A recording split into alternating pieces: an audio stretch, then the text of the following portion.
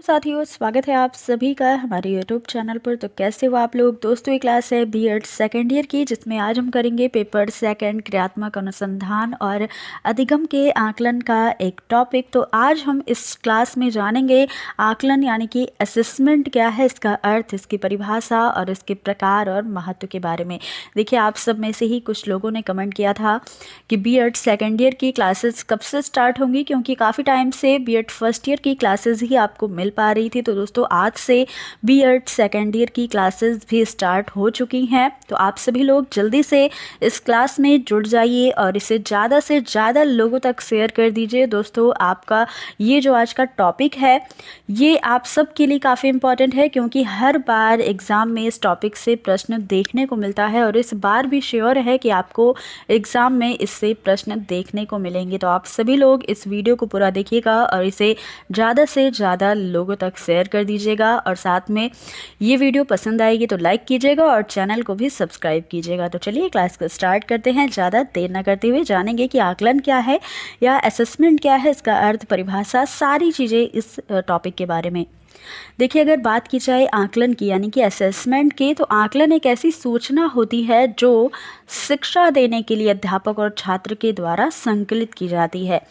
Assessment या आकलन वह प्रक्रिया है जिसके द्वारा हमें यह ज्ञात होता है, यह पता चलता है कि कोई बच्चा या कोई विद्यार्थी अधिगम को किस स्तर तक सीखा है, कि बच्चे को जो टीचर ने सिखाया है वह बच्चे ने कितना सीखा है, कितना उसे ज्ञान हुआ है और किस स्तर तक अधिगम यानी कि सीखने को ग्रहण करने में वह बच्चा या विद्यार्थी समर्थ रहा है। तो ये चीज़ें हमें आकलन के द्वारा पता चलती हैं।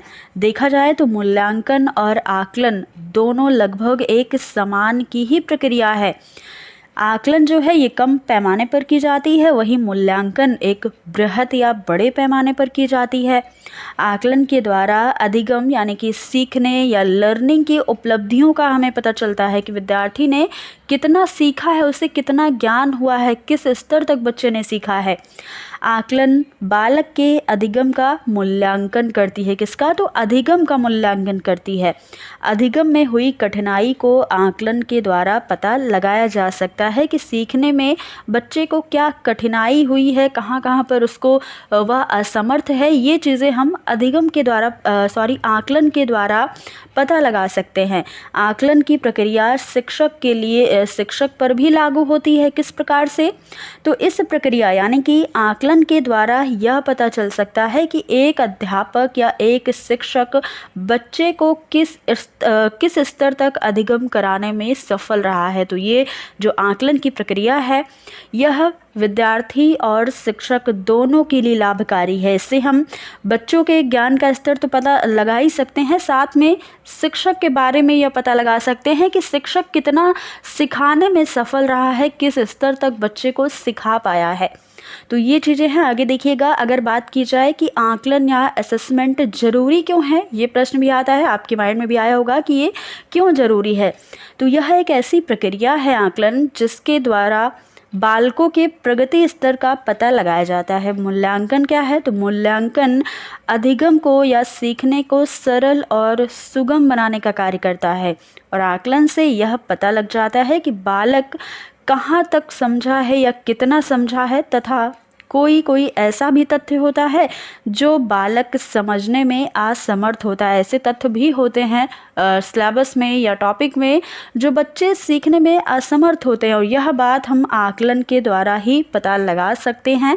जब आकलन करेंगे बच्चे का, तभी हमें यह पता चलेगा कि बच्चे ने कितना सीखा है या फिर कहाँ पर उसे प्रॉब्लम आ रही है, कहाँ पर वह कठिनाई महसूस कर रहा है या कहाँ पर वह असमर्थ है। तो ये चीज़ें हम आकलन के द्वारा ही पता लगा सकते हैं।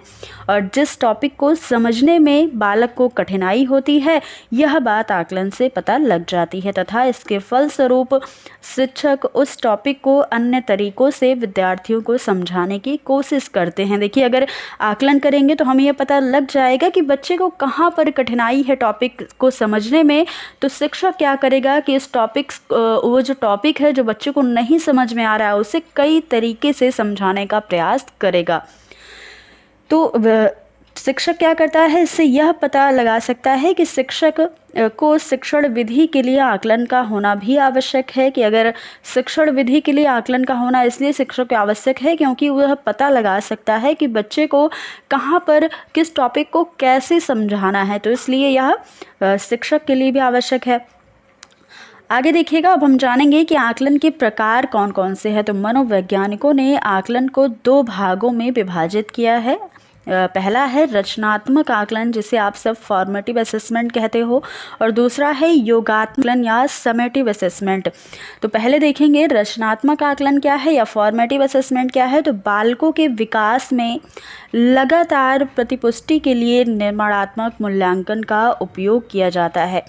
इसके अंतर्गत शिक्षक पढ़ाने के दौरान यह जांच करते हैं कि बालक ने अभिवृत्ति, अभिभूतियों तथा ज्ञान को कितना प्राप्त किया है।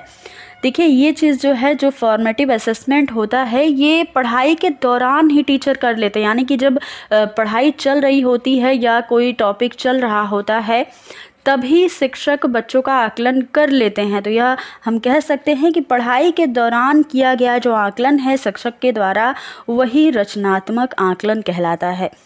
जबकि योगात्मक आकलन क्या है, तो यह मूल्यांकन या आकलन सत्र या साल की समाप्ति के बाद होता है। जब पूरा सिलेबस खत्म हो जाता है तब ये जो समेटिव असेसमेंट है ये किया जाता है। इस आकलन के अंतर्गत शिक्षक या जांच करते हैं कि बच्चे ने ज्ञान को किस सीमा तक प्राप्त किया है। तो ये 2 प्रकार हैं आकलन के, रचनात्मक और योगात्मक, यानी कि फॉर्मेटिव और समेटिव असेसमेंट। तो ये आपको अच्छे से समझ में आ गया होगा कि जो रचनात्मक आकलन है ये पढ़ाई के दौरान ही चलता है। टीचर आकलन करता है बच्चे का कि बच्चे क्या सीख रहे हैं, कैसे सीख रहे हैं। जबकि योगात्मक आकलन साल के अंत में या सिलेबस खत्म होने के बाद ये आकलन होता है। तो ये चीज़ आपको क्लियर हो गई होगी। आगे हम देखेंगे आकलन के उद्देश्य क्या हैं। असेसमेंट यानी कि आकलन के द्वारा बालकों की प्रगति स्तर का पता लगाया जाता है। छात्रों के विकास को निरंतर गति देना आकलन का उद्देश्य। सॉरी, यहाँ पर मूल्यांकन लिखा हुआ है, यहाँ पर आप आकलन कर लेंगे। बालकों की योग्यता, कुशलता, क्षमता तथा गुण इत्यादि का पता आकलन के द्वारा लगाया जाता है। और शिक्षकों की कुशलता एवं सफलता का पता भी आकलन के द्वारा लगाया जाता है। तो ये आप कह सकते हैं कि शिक्षक और विद्यार्थी दोनों की कुशलता या सफलता का पता हम आकलन के द्वारा लगा सकते हैं। आकलन के द्वारा अध्ययन और अध्यापन दोनों को प्रभावशाली बनाया जा सकता है। तो दोस्तों, ये आकलन के उद्देश्य थे जो आपने देखे। तो ये थी आज की हमारी क्लास। आई होप आपको ये टॉपिक अच्छे से समझ में आया होगा। तो अगर आपको ये टॉपिक अच्छे से समझ में आया तो आप इसे लाइक शेयर कर दीजिए, और चैनल को अब तक सब्सक्राइब ना किया हो तो कर लीजिए। आगे आपको B.Ed सेकेंड ईयर की क्लासेस लगातार मिलती रहेंगी। तो आप सभी लोग इस चैनल से जुड़े रहिए। तो फिर मिलते हैं अगली क्लास में, तब तक के लिए धन्यवाद।